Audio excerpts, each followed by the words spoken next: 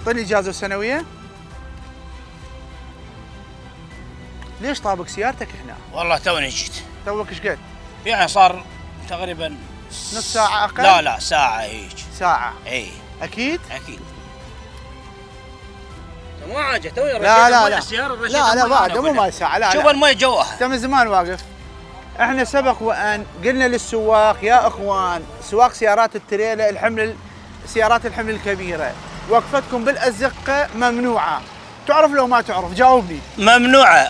يعني اروح الحي صناعه تروح الحي وين ما تخلي سيارتك تخليه بس مو داخل الازقه. يكروع 10000 دينار. هو كروت احنا بيش اخي صاير مصدر ازعاج انت للجوارين. هاي شكوى من الناس يوميا تجينا 100 شكوى يقولون انت بيش ساعه الصبح تقعد بالخمسه والله انا هسه راح اطلع لبغداد.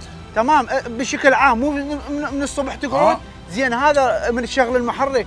هذا جيرانك عنده مريض، هذا عنده طفل منزعجين، عدا انه مسوي ارباك بالشارع. زين هسه اني واحد يجي من هناك يعبر سياره والطفل من هنا يعبر، اطفال اثنين واحد ورا الاخر. زين السايق من هناك ماكو مدى رؤيه، ما جاي يشوف هذا الطفل، راسا يطلع قدامه، يصير حادث دهس لو لا؟ يصير بهاي الحاله انتم جاي تاثرون على الجوارين، الجيران يعني يجوز يستحي ما يقول لك، بس يوميا مناشدات ويوميا شكاوي عليكم. يا اخي هسه احنا بما انه تدري راح تاخذ بك اجراءات قانونيه، تحجز السياره وتتغرم. اصعد سيارتك، يلا اصعد شغلها.